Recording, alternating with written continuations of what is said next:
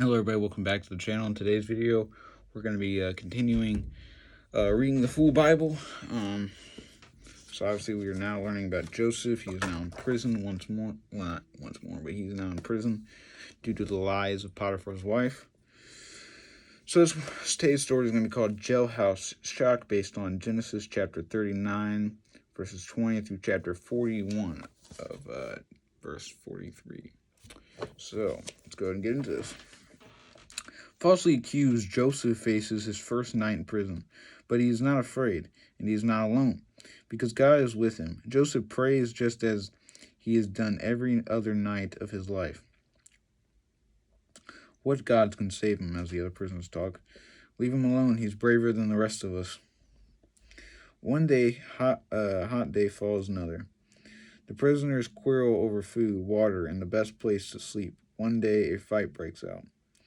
So obviously this prison is pretty, it's hot. Back then there was no air conditioning or anything like that. It just whatever it was outside. And obviously, this is over in Egypt and things.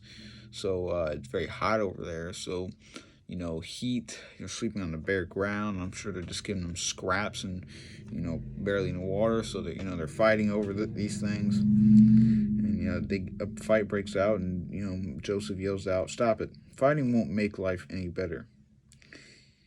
Even in prison, God is with Joseph. Though these trials, God is forcing Joseph to learn patience and leadership. When the keeper of the jail discovers that Joseph maintains peace in the prison, he puts Joseph in charge of the other prisoners. So, now Joseph has,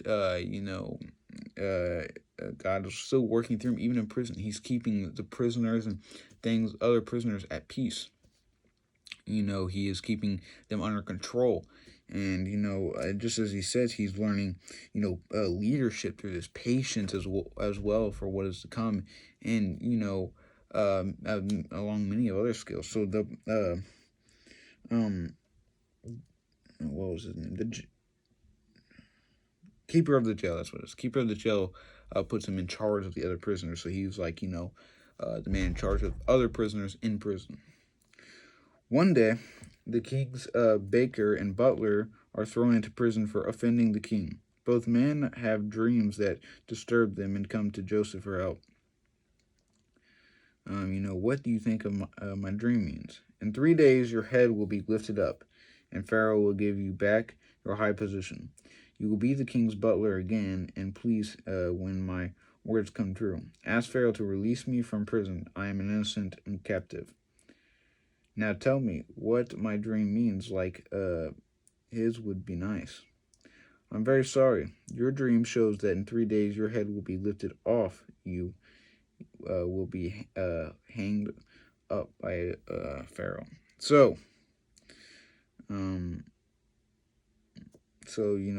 it was the baker and the butler. So the butler, will be given back his position and even discuss the release of Jacob, while the other one unfortunately would be beheaded or hanged, and unfortunately be killed by Pharaoh.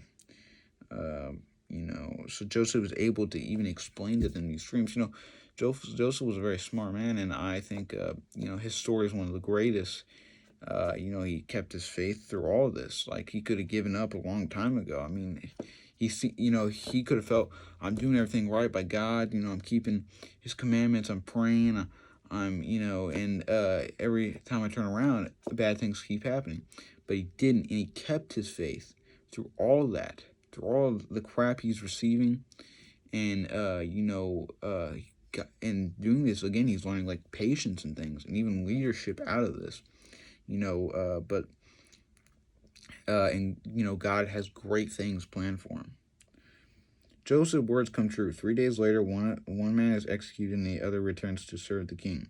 But the butler forgets his promise to put in good word for Joseph. 2 years go by. One day, Pharaoh summons his butler.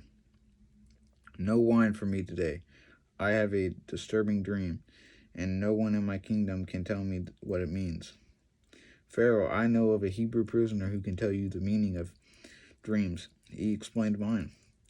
Well, what are you waiting for? So he gets Joseph. The butler wastes no time having Joseph released from prison. Joseph stands before the Pharaoh of Egypt.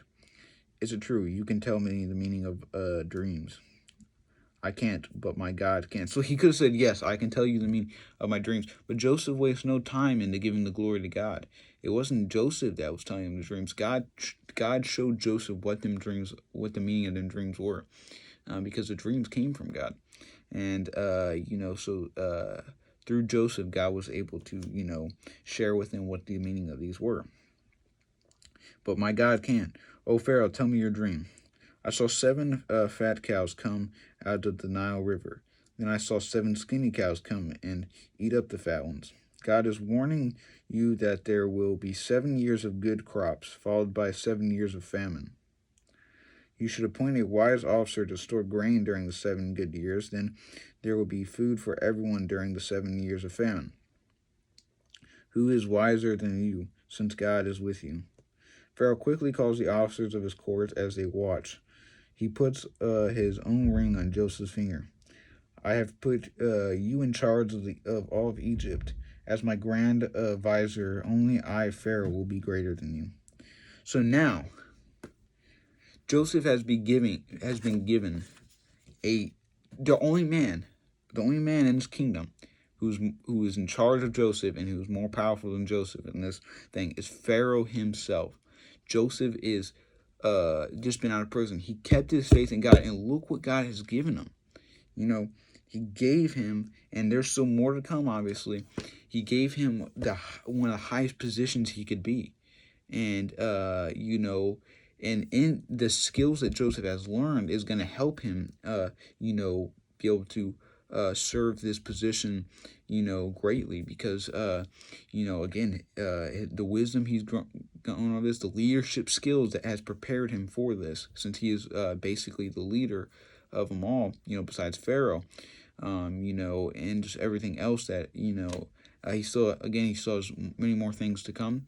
But Joseph's life to show you, now don't be doing things for God and things like that just so you can get something out of return, because that's not the way to go about it, and that's not going to happen. But no matter what storms you go through or mountains, that are in your way or whatever, keep your faith in God no matter what. Keep your trust in Him. Give the glory to God always. Never take, never sit there and say, yeah, this happened because I did it. No, God is the one who did it. Always give the glory to God. Always keep your trust in Him. Always keep your faith in Him. He's never abandoned us. He could have destroyed this planet a long time ago, and He's never given up on us, even now. And we shouldn't sit there and give up on ourselves or even on God, and just, get all upset about things. Keep working at it. Keep, your faith. Keep putting in the hard work, and great things will come. I promise you that.